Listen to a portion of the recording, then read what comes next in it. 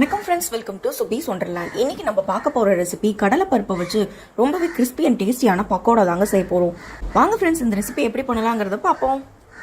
First கடலைப்பருப்பு பக்கோடா செய்யறதுக்கு 1 cup அளவுக்கு கடலைப்பருப்பை 2 மணி நேரம் நல்லா ஊற வச்சு எடுத்திருக்கேன்.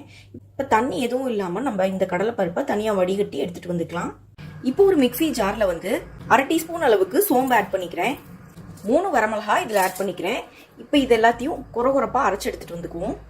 இப்போ பாருங்க, இந்த மாதிரி நல்லா கோர்ஸாக அரைச்சி எடுத்துட்டு வந்தாச்சு. இப்போ இதில் நம்ம நல்லா ஊற வச்சு ஃபில்டர் பண்ணி வச்சிருந்த கடலைப்பருப்பை இதில் ஆட் பண்ணிக்கலாம். இப்போ ஒரு பல்ஸ் மூடில் வச்சு இதை ஒரு லைட்டாக க்ரஷ் பண்ணி எடுத்துகிட்டு வந்துக்குவோம். ரொம்ப ஃபைன் பேஸ்ட்டாக அரைக்கணும்னு அவசியம் இல்லை, லைட்டாக க்ரஷ் பண்ணி எடுத்தாலே போதும். அதனால பல்ஸ் மூடில் வச்சு அரைச்சி எடுத்துகிட்டு வந்துக்கிறேன். இப்போ ஒரு பவுல் எடுத்திருக்கேன். இப்போ இந்த பவுலில் அரைச்சி வச்சிருந்த பருப்பை ஆட் பண்ணிக்கிறேன்.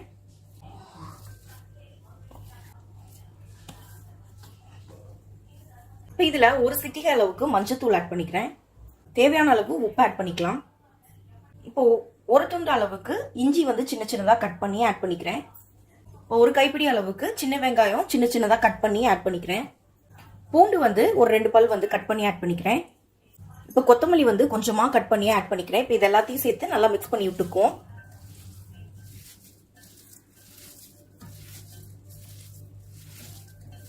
இதை மிக்ஸ் பண்ணும்போதே நம்ம எண்ணெய் சூடு பண்ணிக்கலாம் சைடில்.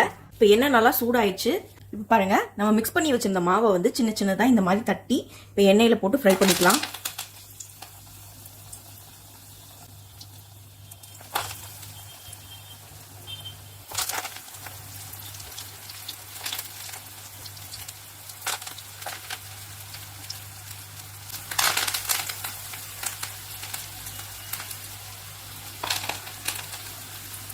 ஒரு மீடியம் ஃப்ளேம்லேயே வச்சு 2 பக்கமும் நல்லா திருப்பி விட்டு ஃப்ரை பண்ணிக்குவோம்.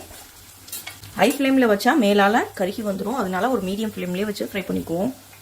பாருங்கள், நல்லா ஒரு ப்ரௌனிஷ் கலர் வந்துருச்சு. இப்போ இதை எடுத்துக்கிறேன்.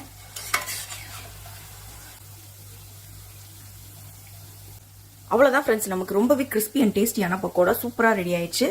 இது டீயோட சாப்பிட்றதுக்கு ரொம்பவே சூப்பரான காம்பினேஷனாக இருக்கும் ஃப்ரெண்ட்ஸ். கண்டிப்பாக நீங்களும் இந்த ரெசிபியை ட்ரை பண்ணி பார்த்துட்டு உங்கள் கருத்துக்களை மறக்காம கமெண்ட் பண்ணுங்கள் ஃப்ரெண்ட்ஸ். மீண்டும் இன்னொரு நல்ல ரெசிபியோட உங்களை மீட் பண்ணுறேன். அதுவரை உங்களிடமிருந்து விடைபெறுவது சுபீஸ் ஒண்டர்லேண்ட். தேங்க்யூ.